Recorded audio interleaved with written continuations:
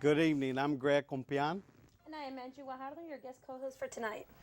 and we're very fortunate to have three exciting guests this afternoon.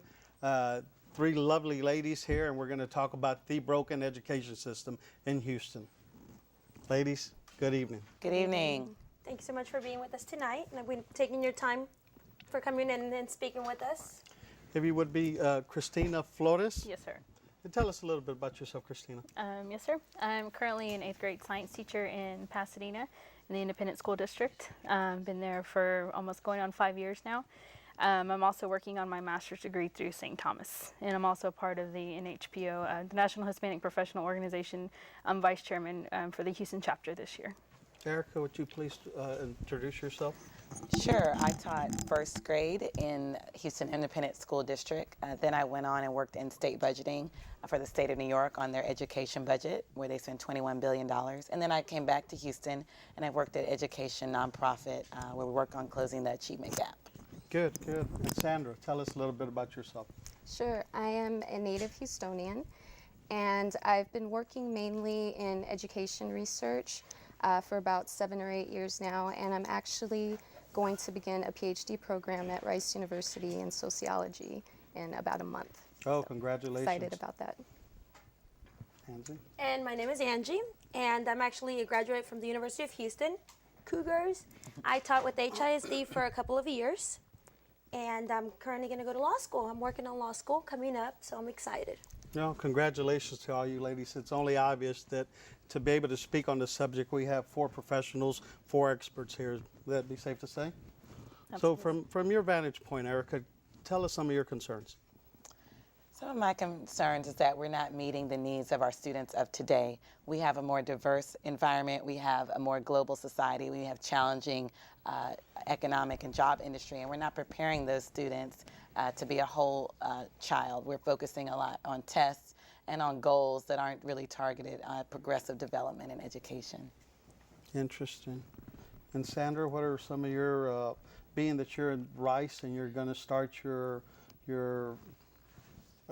not master's, I'm sorry, PhD? PhD. Well, right now I'm doing some research about the experiences of children of immigrants in K through 12 settings, and really looking at how immigration policy in America and also across specific states sometimes has a very negative impact on school settings and children's experiences within those settings. It could be negative school climates, sometimes different kinds of treatments for children of immigrants or undocumented children in the school system. And so just trying to get a grasp of what's happening and what we can do about it. I would have to agree with Ms. Lee. I was, like I mentioned, I was previously taught with HISD, and what turned me away was that they wanted us to focus on teaching these students to learn a test, and to me that was setting them up for failure in the future. It wasn't just about the test. It wasn't just about saying, learn this material right now.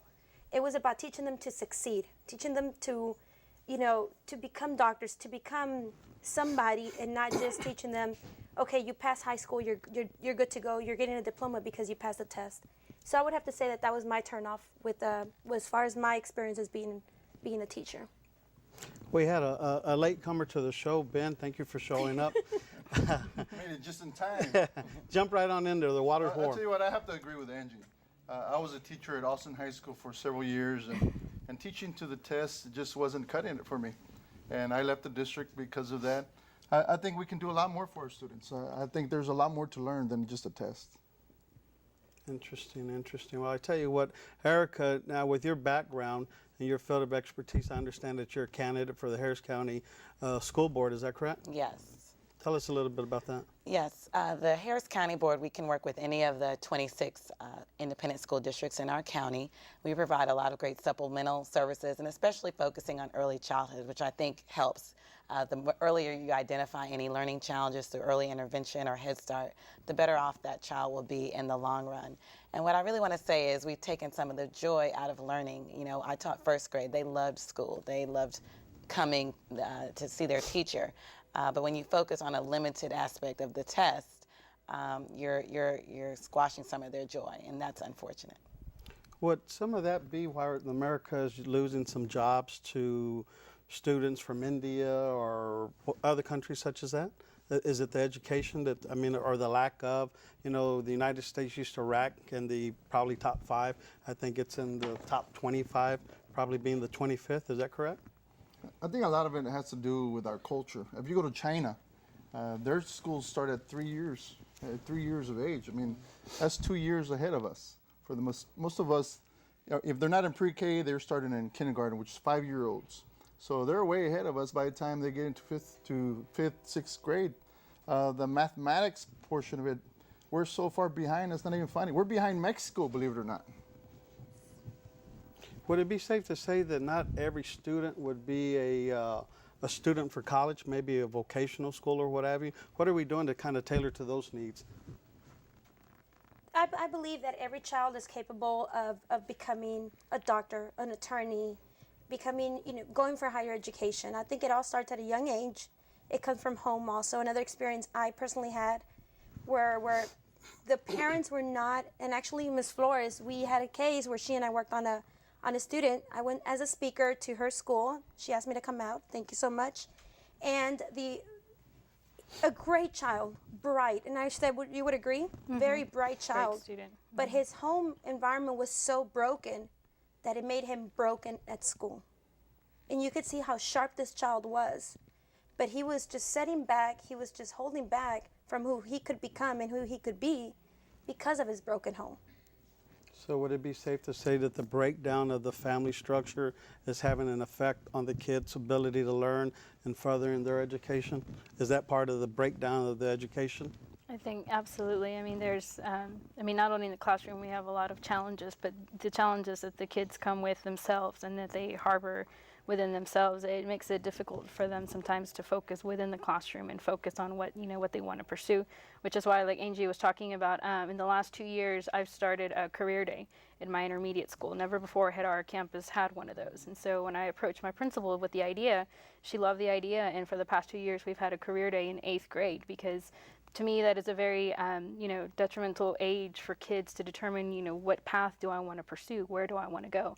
And so with the help of Angie this last year and other NHPO Leadership Institute graduates, I've brought different people from the community to show these students this is what you can possibly do, and how do you want to get there? And so they had a chance to interact with these professional people from an outside setting, and get to meet them and get to see what can I pursue for my future.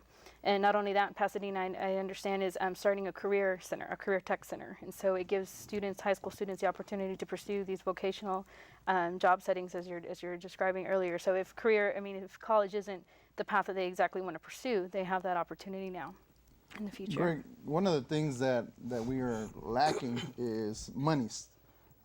We have a shortage of teachers. We have a shortage of counselors. Proper planning goes a long way. And if you think about all these kids that are taking these classes in junior high and high school, there isn't really a long-term plan. You go into the counselor's office, and there's so many students wanting to see the counselor that they're in a hurry to get things done and get the students out of their office. So they'll take care of maybe one semester, maybe 2 semesters, but there is no long-term plan for them. If we have more people working in the school system, especially counselors, and then we could plan ahead and make things a little bit better. I've seen some cases where students are put into ESL classes and they're not even ESL students. Why? Someone hasn't done their homework. There isn't enough bodies doing that homework. What about this cost of education? If you look at the news and if you look at the student loans and the lack of the grants and everything such as that, what type of impact does it have? And what does the economy, the current state of the economy right now, what type of effect do you see that playing into this? Well, I think that when particularly older students see college and they look at college, they have to take cost into consideration. And particularly for students who maybe don't have access to in-state tuition in certain areas due to their immigration status, or just in general a child that maybe doesn't have the money to pay for college, that has a real effect on them and their idea of what they can achieve and what viable options there are for them. And so we really have to make it a point to communicate to children, kind of to the points that were already brought up, that, college is a real option to them. And we also have to take that statement and show them practical paths there. What loan options are there out there, and communicate the message also to their parents, and make sure that they understand realistically what is ahead of them, and if college is their goal, they have to understand how to pursue that. And yeah, economics will definitely be a discouraging factor for many kids, but we have to find a way to fight that if the dream is college. Interesting. I tell you that. What about kids participating in sports or band or other school activities that they have to maintain a certain grade point average? Is that participation even less now, or is it more? What is keeping them the accountability there? Well, definitely within the classroom. I mean, they enjoy those things. They enjoy sports. They enjoy arts and the band and whatnot. And research has shown that their participation in such as band, choir, or anything outside of the classroom actually helps them academically. And so I think it's a great thing. And it also does help to keep them in line with saying, if you don't pass, you don't play. And so I think it's a great thing for them. You mentioned the economy, and those are some of the extracurriculars were often the things that were cut because they didn't have enough teachers to serve as the coaches and mentors in these programs, or families couldn't afford. There were even sports programs where families had to buy uniforms, additional supplies. And in a high-need neighborhood or community, that's just too much for them to take. Those are the schools that need those additional resources so that every child has an opportunity to participate in a specialized program or activity. I'd like to go back a little to what Ben was saying about so many students needing the counselors. Also, what we lack in the educational system is people who care. I think they're so overwhelmed that they don't have enough staff members that they stop caring. And that happened to me. I'll say it, I'm proud to say, I was a problem child in 9th grade. I had a counselor come to me and he said, "No, don't worry, mijita. You're not going to do it. It's okay. You're not going to graduate high school. Just give it up. Just go get your GED." And to me, I think that was an eye-opener myself, saying, okay, this is not what I want for my life. So I went to another high school in another school district where I didn't know anybody, and that was a new beginning. But to me, I see it now. I go back to that experience, and I see it as lack of care and lack of saying, you know what, let's work with you. You still have hope. The hope's not over. So I think that's another issue that we have. You bring up a good point, because some of the most successful schools in Harris County are those that include parent involvement. We look at Raul y Seguida, it's a perfect example.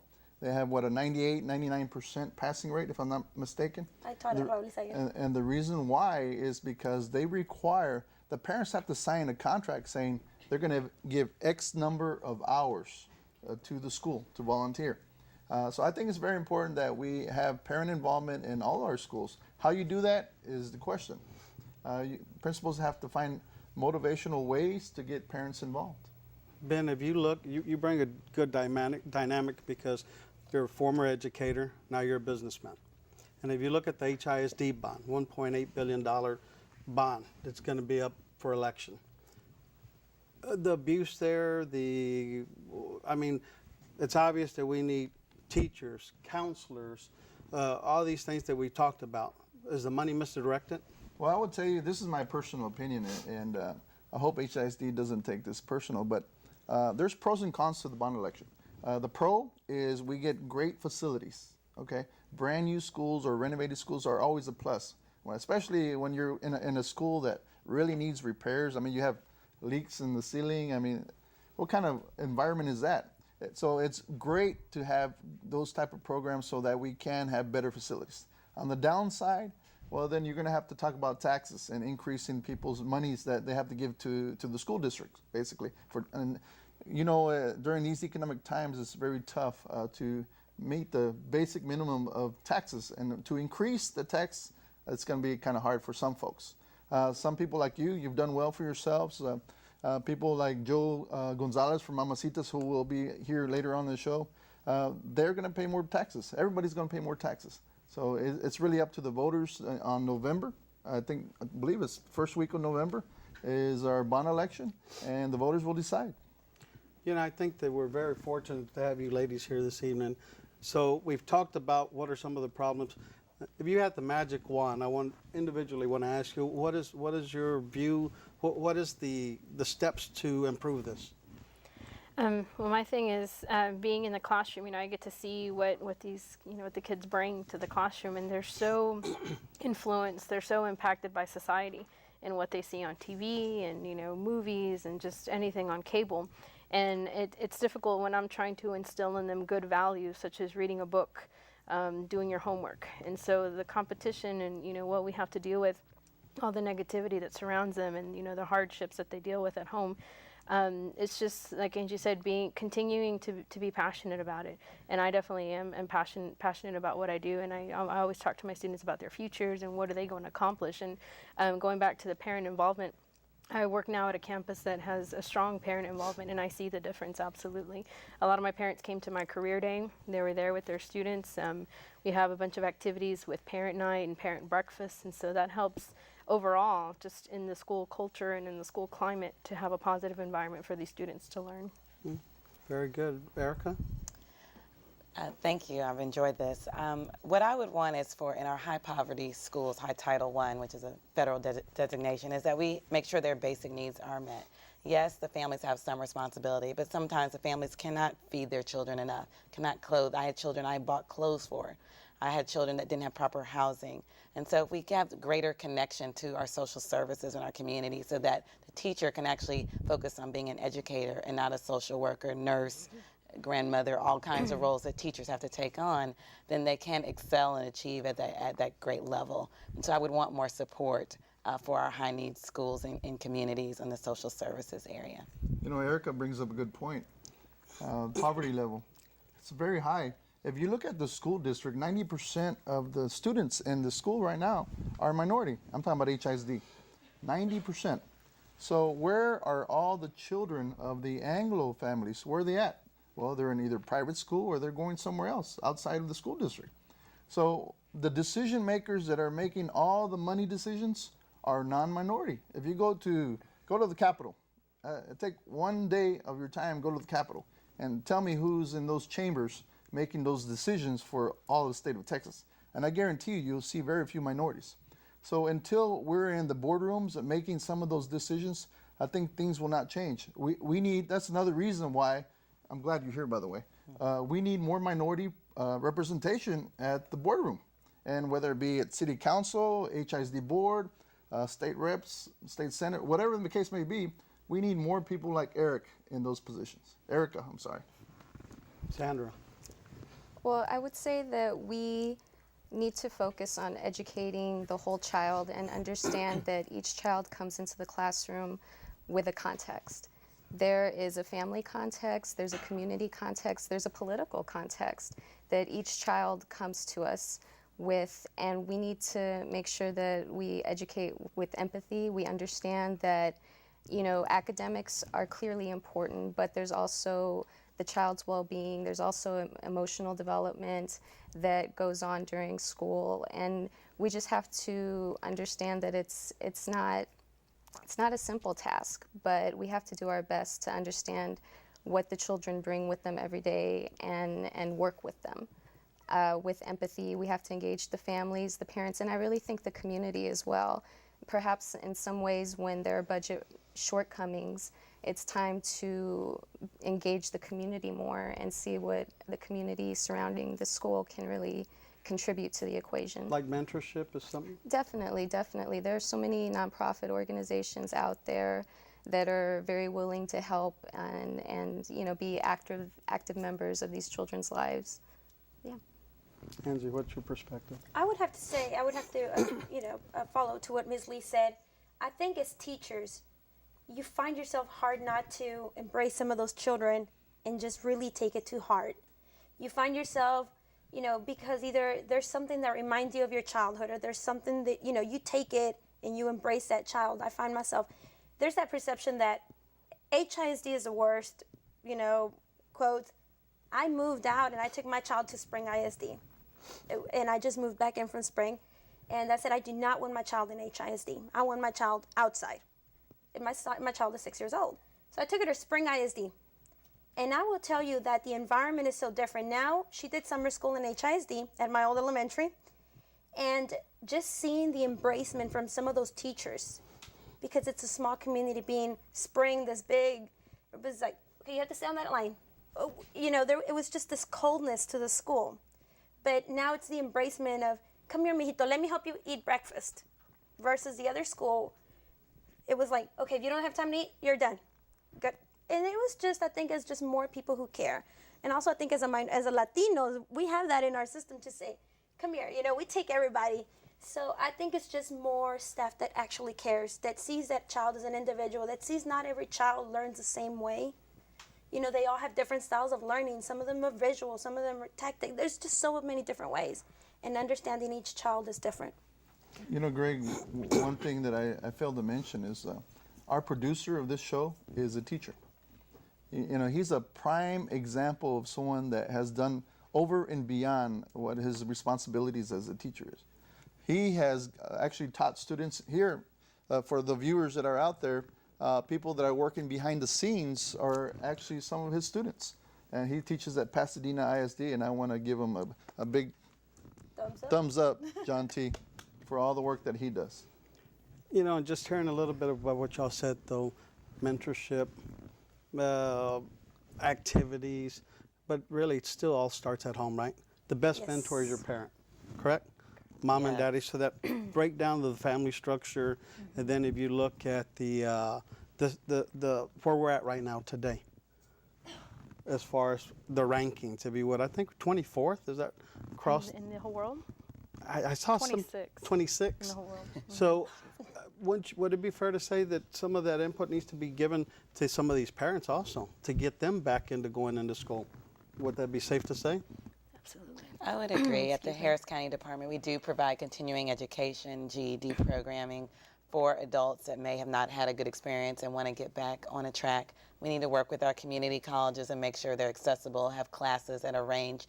But some of it is a cycle. The family member didn't have a good educational experience, and so they're not able to pass on a system of quality education to their child. They just don't have that in their background. And so the school system, we have to work against that. We have to understand, like she said, their context. We can't allow that child to fall through the cracks just because their family background doesn't give them the strongest educational foundation. But I would agree, I'm sorry, to where it does start at home. It does start. It doesn't matter what neighborhood you're growing up in. It doesn't matter who's around you or what happens around the corner. I strongly believe that it starts at home. It's the way you're brought up, the way your parents say, this is what's going to get done, and you do it because that's how we were brought up. We weren't brought up to talk back. We weren't brought up. You did it, and you were quiet. So it does. Then you get the student that says, well, my mom doesn't care. Why do I care? And the parent that says, hey, then my child is your problem from 8 to 3. So that's where the problem starts. I would say that definitely it does start at home. The military, what type of effect would it have on maybe people that are really not quite ready to jump into college, but to get some discipline and see the world and maybe get some funding via the United States Armed Services? My younger brother's a prime example of that. Right after high school, he went straight into the U.S. Marines. Mm-hmm. So he served 4 years, did 2 tours in Iraq, went to Okinawa, Japan, and now is home pursuing school. And so you're right, he wasn't quite ready for the school setting, the college setting, but he wanted to pursue that route and is now, reaping the benefits of that. He just graduated from the University of Houston Downtown's Police Academy. So he's working on becoming a police officer. And so I think it instills great morals and great things that people can take with them. Erica, did you want to touch that? Well, thank your brother for his service. But one thing she said is he graduated from high school. And so we Yes. still Yeah. that is a requirement to enter the United States military. It's a great resource for education, but we have a dropout rate that has to be addressed. Even if you're going to go into vocational or feed into apprenticeship, you have to have a plan, like Ben said. And so that is the issue with counseling, having some plan and understanding what it really takes to get there. Why are teachers and educators so poorly paid? I think it goes back to our value system.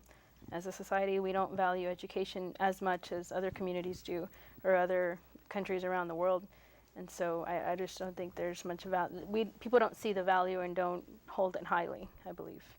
And going back to, the whole high school dropout rates and kids being, not motivated, not influenced. I think it takes more, and this is why I started the career day. It takes more professionals who are already here. We've been through the ropes. We've seen what it takes.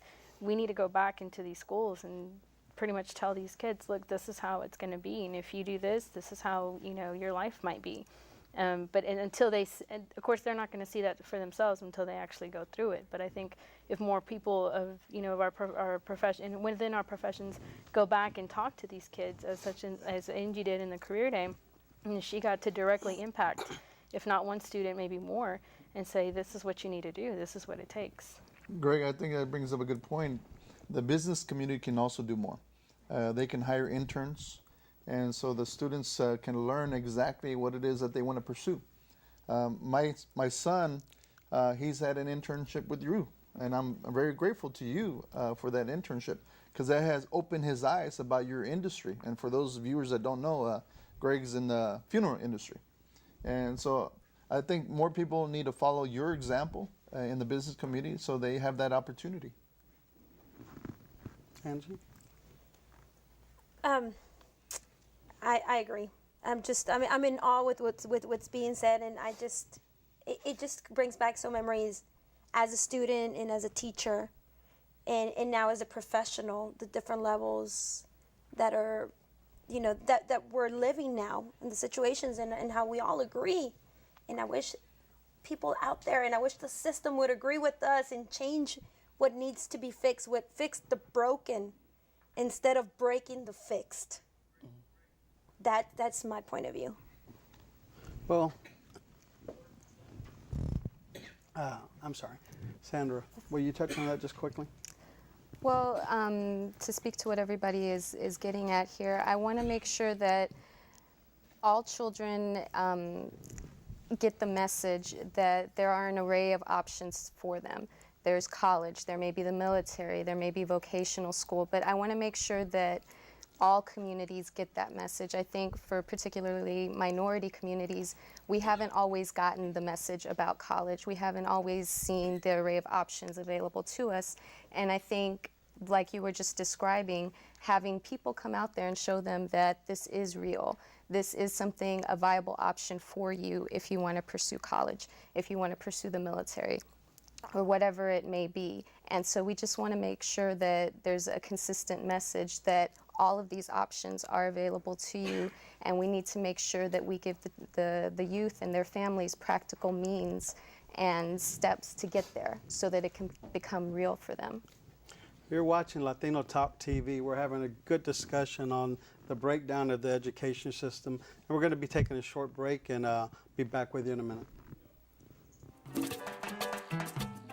We're back with Latino Talk TV, and we're having an interesting discussion. We're talking about education, or the breakdown of the education.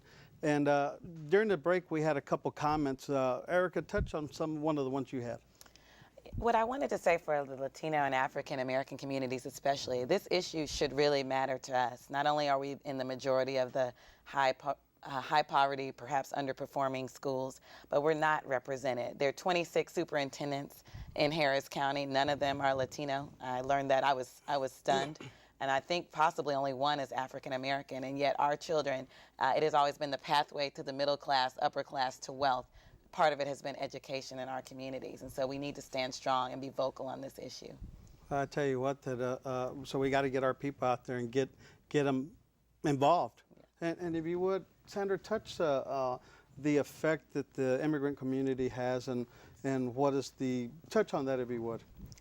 Well, I think that it's important to get the message out to the immigrant community that access to public education is guaranteed to them, documented or not, by the 14th Amendment, the Equal Protection Clause. And so a student's immigration status should not prevent them from entering a school, enrolling in a school. And I think that on a larger scale, sometimes there are anti-immigrant policies or legislation that gets passed that sometimes challenges, that basic right that all students have to attend public school for elementary and secondary school. And so it's really important to get the message out that in spite of, perhaps unwelcoming school climates out there. In spite of challenges to that fundamental right, you do have access to these schools, and you have the right to a quality education. You have the right to be treated fairly. Your parents have the right to be treated fairly. And so it's really important to let the immigrant community know their rights, and that they should not in any way be denied that basic right. Mrs. Flores, give us some of your points. No, I agree with what's been said, and even maybe looking into some hiring practices. I know at my particular campus, out of about 45 teachers, I am one of maybe 5 Hispanics. There are 2 African American teachers and 1 Asian. And so coming into a school where the demographics are at least 85-90% Hispanic, and of course we do have a more diversity within. We know we have more African American students and Asian students in other campuses. It looks, I think, kind of odd to students. Where am I? How can I relate to these people in a sense? And so I'm glad that I get to be there and share with them that I'm in the same professional setting as these other teachers. And I've accomplished these things, and then they can accomplish them as well. But that is a big thing. And with talking about immigrant students, there definitely needs to be changes with how we can teach and how we can impact these students. I have a few students who speak no English whatsoever in my classroom, and fortunately I do speak Spanish, and so I'm able to help them. But there's no, other than a few maybe ESL teaching workshops or whatnot that we can go to, there's no set way to truly impact and help these students achieve. During the break, we were fortunate to get another guest, Fidencio Leja. Fidencio, you're involved in the community, and what are your points as far as this issues are concerned? I think for me, Mr. Compian, is that there's a lot of history and a lot of work that our Latino community has done regarding education, and education does matter to us.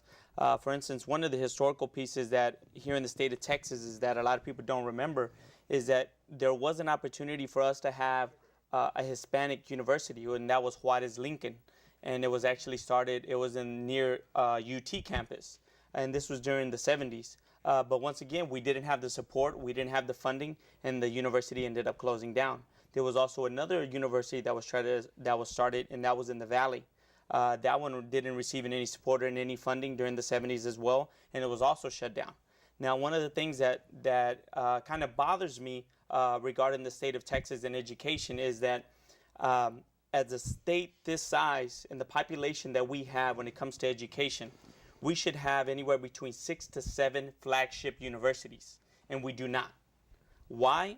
Is because there's a monopoly of these top universities that are controlling all the money that's for research and all of the funds, and that is your UT and A&M systems. And there was at one time during the before the 90s, there was no PhD programs or law schools from the 35 corridor south. So that means there was no schools down there that would give you an opportunity to study a PhD program or any type of upper level education. So that's sad for the Latino community when there's not any law schools or PhD programs in the 35 corridor south. But that slowly changed. But once again, a university this size, we should have more flagship universities. Ben. That's a good point, because when you go to University of Houston, there's very few folks that are like us that have a PhD that are teaching. If you look at the tenured professors, and I'm glad to see that you're here, but if you look at the tenured professors at the college level, there's not too many minorities. And until we change that system of them selecting the tenured professors, it's not going to change. And unfortunately, we don't have a lot of candidates in the PhD programs as well. And we need to push more of our students to be PhDs, even get their masters, because there's so few. The more we push the upper level, the better for everybody. And the more involved that we all can be, because they'll be at the decision-making table once they get there. Ben, when you talk about being at the table, so when people say, my vote, what difference does it make? We're looking at right now the voter empathy. Is that correct? Of course. I mean, the past election was a prime example. The percentage of Latino voters, I believe, don't quote me on this, I believe was 10 to 11% of all voters. That's pathetic. our number should be like 18, 19% at the minimum. And until we come out to the voting box, we are not going to make a significant difference. But I will say that part of voting is, having been a candidate and worked in different elections, is people want to know what they're voting for. And I always say, in the end, you're voting for yourself, and you have to really connect them to the issue. And sometimes they don't vote because they don't think, my one. You obviously need a plurality, a majority to win. So it really needs to be a community feeling that we're voting together for ourselves, for education, for a better streets, for safety. And that really has to be explained so they're invested in themselves. But Erica, we have to hold these elected officials accountable also, because if you look at HISD and we've got the representation where the votes are won by unanimous votes wins, right? The direction and what have you. And this self-serving interest needs to, if they're not producing, we need to hold them accountable like in the business world and replace them. Would that be fair to say? Absolutely. And there needs to be, again, with more representation. It's the same thing in the classroom. If a student can sort of in some way relate to the teacher, same thing. A person who's voting, if they can relate in some sense to who the candidates are and how are they going to help me, how are they going to benefit me, I think that would give them more of a reason, more of a motivation to go out and vote. And I tell you that Fidencio, you guys with the NHPO and the organization love that you are involved in and getting the people out to vote. Of course, this is about education. So touch a little bit on that if you would. Well, the organization that we established, and it came from a lot of leaders that graduated from NHPO, the Leadership Institute, in addition to other people that are wanting to support education and safety. And what one of the slogans that we have is education and safety matters. And love is as Latinos engaged, united, in voting. And I know Miss Sandra was there, I know Miss Erica Lee was there, and also Miss Flores was there at the event, as well as yourself. And we had over 90 people there that are concerned about the education and safety of our community. And one of the things that we did is, like Ms. Lee said, is that we had a poster there explaining the lack of representation for Latinos in Harris County. When you have 26 superintendents in Harris County and not one is Latino, there's something wrong. But so in addition to that, there's a lot more that we can do. We need to get out there. We do need to be engaged, united, and most of all, voting. I take my hat off to you guys, because you could be anywhere else tonight, Monday night. This is a live show, and you're here because you care. And I mean, in my days of growing up, my parents dropped out of school because they had to work to support the family. And it just blows my mind that today in 2012, the dropout rate is what it is. It's incredible, and it's really something that's got to be addressed. But having you guys here as role models and as the mentors and taking time in the programs that you're in and running for office and giving of yourself, I mean, it's huge. Ben, what do you think? Well, I tell you what, I'm honored to be sitting next to Erica. She comes from a great family. Her mom is Congresswoman Sheila Jackson Lee. She can tell you all about the politics. She's been in politics since she was this high, and so I'm just honored to be here with her. I tell you that some of the things that you touch as far as you gave some information, and I want you to touch on it again as far as the undocumented, because right now there's that big misconception, misinformation, and people go by what they heard. So instead of having accurate information, touch on that again if you would, Sandra. Well, the point I was making earlier is just we need to make sure that the information is out there, especially to our immigrant community and our undocumented immigrant community that may be uncertain of, what they have and don't have access to.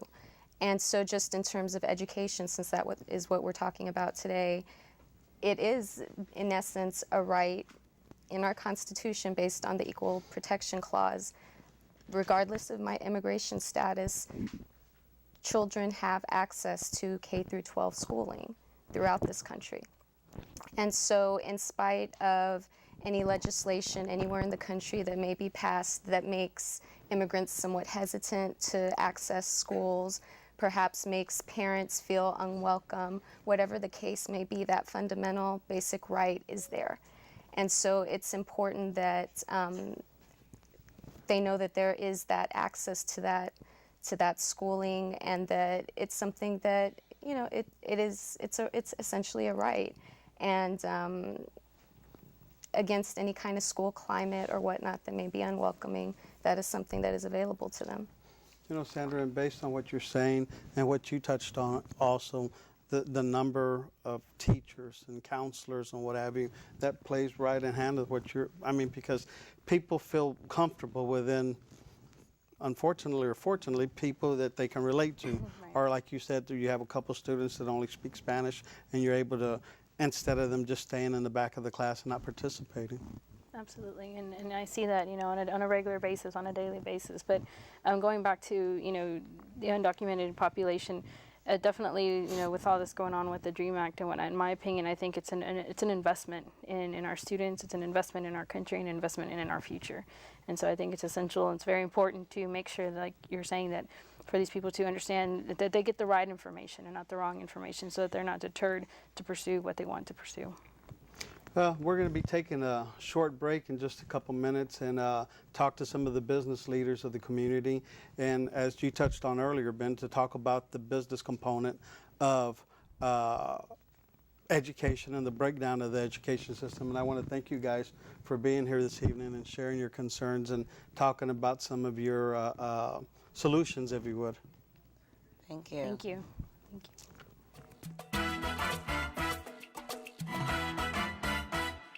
Welcome back to Latino Talk TV. We have our brother from another mother here, Jose Luis Jimenez. It showed up a little late, but like a trooper, he's here. I'm here. And we're very honored to have Mr. Joe Gonzalez from Mamacita's Mexican Restaurant, a leader of the community, has had a huge impact, just opened up a beautiful restaurant over off of 290 and Highway 6 or 1960. Ben, have you been to the new restaurant? Actually, can't say I have. I'm sorry. I'm sorry, Joe. Fired. I tell you what, it's definitely the signature series of Mamacitas, and just one of many to come, I'm sure. Mr. G, thank you for being here. Oh, thank you for having us here, Greg. Thank you. We really appreciate it. And you'll be there pretty soon, Ben, okay? You know what? We forgot to mention that he has two restaurants, not just one.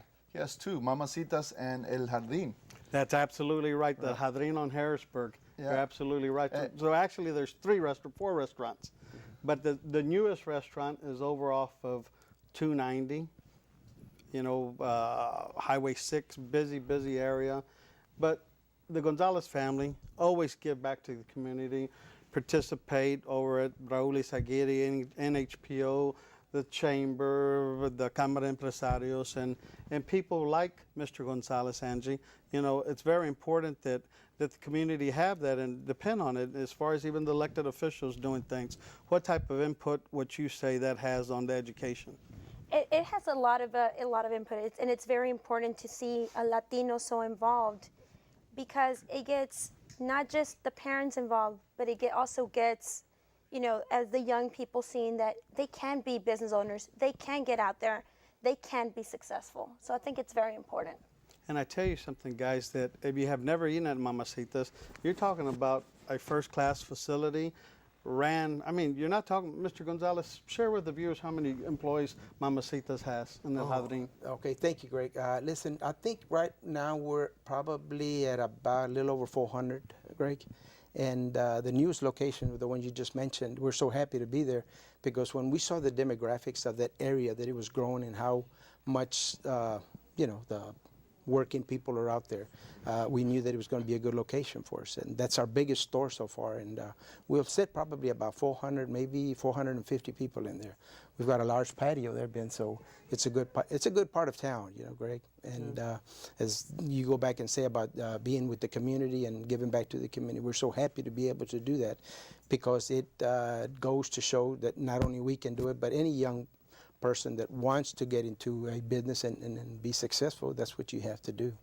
Give back at a certain time. You know, I know when you start off, we work a lot to get to where we're at, and then after we've developed and put our place, put it on the map, then we know that we can take time off to do those things. But Greg. You know, Jose, you just recently embarked on your new career, because you were new into the insurance industry, and you've been involved in community. You were District Deputy Director in LULAC. How important is it, the Joe Gonzalez's, the impact for the kids, for the community? And I would touch on that, Jose. Well, congratulations on the new restaurant. Thank you. And I personally think it's really important that all of us as business owners, or all of us as community members, not only get back involved in our own community, but rebuild our community. Because growing up in the neighborhood, I grew up in the north side of town, the conversation always was, one day I'll get out of the neighborhood. I don't know if that's what y'all grew up with, but someday I'm going to leave the neighborhood. My little brother and I were just talking about it. I said, why do we want to leave the neighborhood? Why don't we try to rebuild our neighborhood? So that's why I went back and opened up, my business back in the neighborhood I grew up in. And I'm looking forward to going back and, continuing to set roots. But I was going to ask you, is it the same, from when you were growing up, is it the same, are the opportunities still the same as they were in the past? I mean, even for you, Greg and Ben, looking at the education system today, looking at how people are coming out of college with $30,000, $40,000, $50,000 worth of debt, is the playing field the same, or has it changed?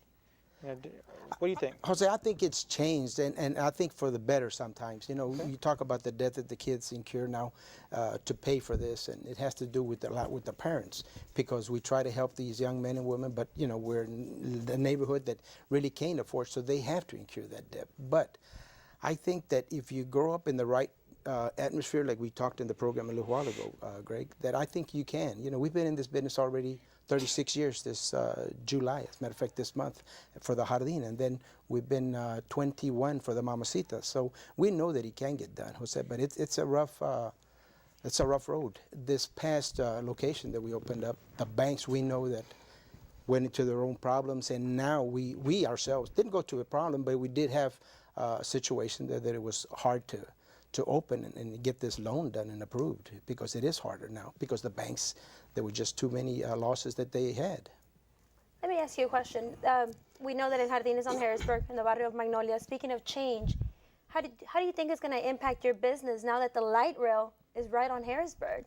Do you think that's going to be a positive or a negative towards your business? Well, we ran through that close to the same problem on our NASA location. For 2.5 years, they had the construction for the bypass. So it did hurt us while the bypass was being built. But we had another location that we could still offset our slow times. But the Jardín, it's going to be a tough road for us, because, it's a small street, and I think that once it is finished, I'm sure that we will have a good impact, and it will benefit us. So, we're going to have a tough time. We will, So are you a supporter of the light rail, or because really, when you talk about transit, I think we need to dedicate some time to transit in Houston, because we've had so many years where, we didn't support it. Now our education system is where it is. A lot of small business owners are shying away or walking away from opportunities because of the lack of, fundamentals that aren't in place. What do y'all think about that? I personally, I hope light rail never comes in front of my funeral home, because just the inconvenience that it has, and it's difficult for people to get in and get out, and unfortunately the impact that it has on the existing business, a lot of them probably don't make the completion to be able to get the fruit of that progress, if you would. Yeah, because I don't know if it's going to stop right there on Broadway Navigation, or I always heard that it was going to go all the way down to the airport. Yeah. Which the expansion of the airport now, I think it is, and I got news for you. It's going to go by yours too. Yeah. By me too. Yeah, there you go. That's exactly right. To me, being that I grew up, Port Houston, Magnolia area, I go into Magnolia, and it was very difficult for me to see the change, because it was such a family environment atmosphere. If you went into the Harrisburg, where you have the McDonald's across the street, you have the murals going on, and now you can't see any of it. Now it's not like you can park on one side and cross the street and play in the playground like when we were kids. To me, it's such a mess. I really hope that it impacts in a positive way to the business owners in the area. But it was just heartbreaking to see that old school, the traditional, environment that you grew up in, it seemed broken now. Yeah. If you take the Jardín, for example, there on Harrisburg, the Gonzalez's employ about 400 people. Look at the impact it has on community and their kids and what have you. And most of the people that work there stay there. You know what I mean? Because they're rooted 36 years of being in the neighborhood and providing services to the community and services opportunity to the people that work there and what have you. And ultimately, that benefits the kids and grandkids of the employees and what have you, not just here on Harrisburg and Clear Lake and northwest side of Houston. So, I mean, business community brings a big impact and has a big impact on the education system.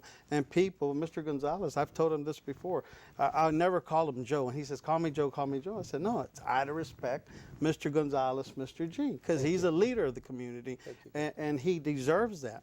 You know, so people, the young guys and the young ladies that are here, they can have a chunk of it too, right, Mr. G? Oh yeah, they can, and it goes back to the same thing. When you desire and you want something, you get out there and reach and get it. You know, we knew that after we opened up a Jardín that we would eventually open up another restaurant, and we did. That was in '89. The Jardín was in '75, and then we said, well, I think we're fine. Well, no. 6 years later, we opened up the one in Pasadena, and then after that, another 6 we opened up on 45 North, and then probably another 5.5, we've done our fourth restaurant. So, you know, we're happy and we're very proud of what we've done. And we know that there's others that can accomplish this plus more. You know, Jose, before you got here, we were talking about the breakdown of the family structure and what have you. You know, Mr. Gonzalez, Mrs. Alma Gonzalez, been married 35 years, is it? It's a little bit longer, Greg. A little bit longer? Yeah. But I know it's around, I know it's around Thanksgiving. Yeah, it is Thanksgiving, on Thanksgiving Day, yes. Yeah, so, I mean, having that team, very, very important, very fortunate.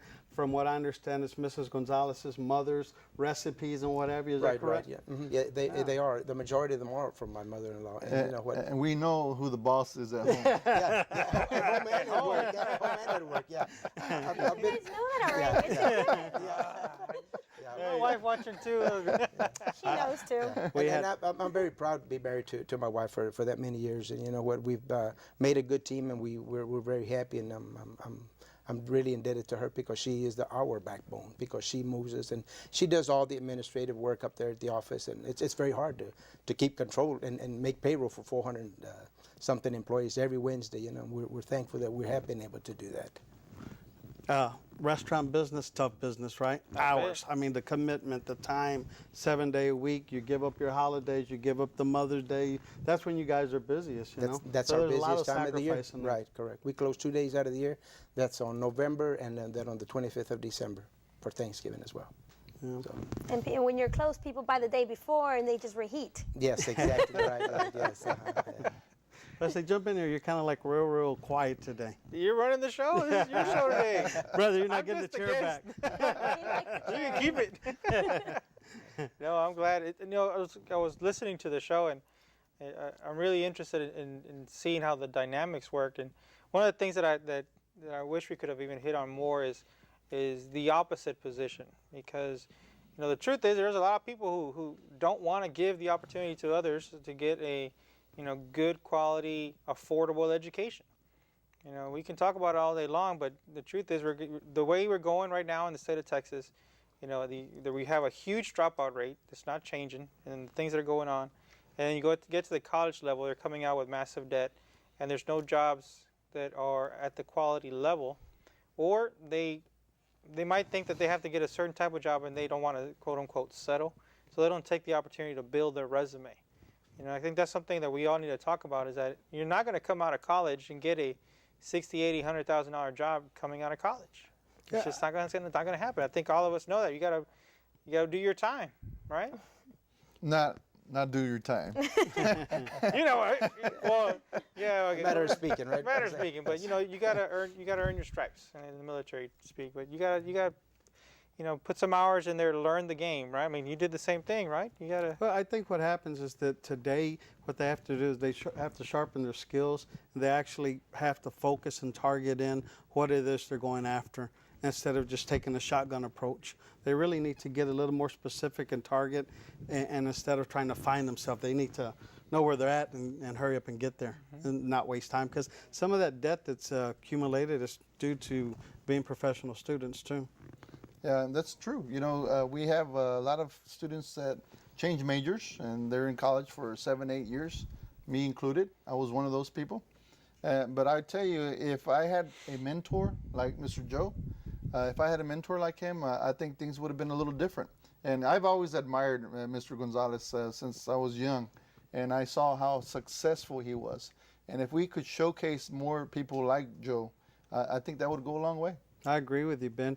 Jose, since you got here a little late, we're at the close of the show. Why don't you close us out and take it away? You got it, my friend. You got it. Like Johnny Canales. I was in traffic. Leave me alone. No, go ahead. Go ahead. No, I tell you what, you're watching Latino Talk TV. We've had an interesting discussion. Very honored to have my good friend Thank you. here, Very Mr. glad to be here, Gonzalez, Greg. Very his glad. lovely wife and the audience, Mrs. Alma Gonzalez, and really the dynamic ladies that we had in today's show. I mean, good information, take part, own it, and quit making excuses and take part and go for it. Ben? Because it can be done. I know that for a fact. No, and I'm actually excited about our upcoming shows. We have some great topics. I look forward to every Monday night here, live TV. All right. So you're watching Latino Talk TV. You have a good night.